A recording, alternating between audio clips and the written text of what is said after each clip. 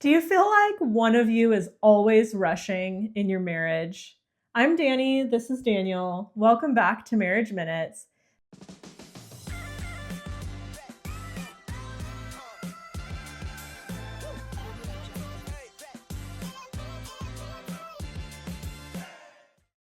So, what do you do when one spouse is always in a hurry?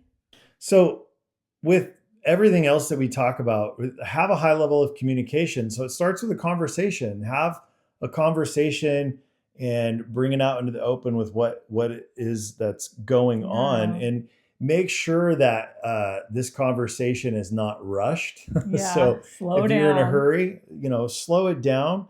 Especially if you're in a tense moment or a stressful moment, slow Yeah. your rate of speech, slow down, Yeah, and and it can be something as simple as hey, I noticed that you have been rushing a lot lately. What can I take off your plate? Mm, yeah, absolutely. That's helpful. Like we're in our marriage, we want to be serving each other. So that kind of a question is just super loving and super caring. Yeah, So, so instead of approaching it like, I'm annoyed that you're always rushing, right. like, hey, I've noticed that you've really been rushing or you really have been in a hurry lately. Are you stressed? What can I take off your plate?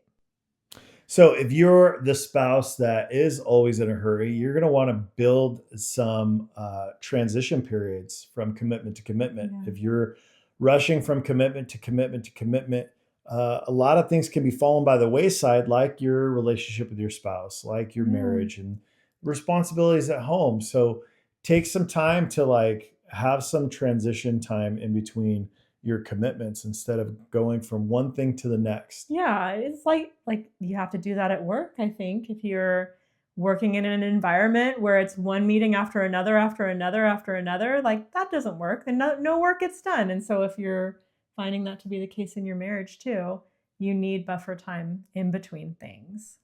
So, speaking of buffer time, schedule some buffer time before important conversations. So, if you're going to have an important conversation with your spouse, like de escalate from the day and like slow down and have a little time, maybe to yourself or time to just sit before having a real important conversation. Because what you don't want to do is rush through that important conversation and just make your spouse feel like it's really just not that important or rushed or not heard. So take your time. That's what we have for you today. Thank you so much for watching Marriage Minutes, and we can't wait to see you back here tomorrow. See you tomorrow.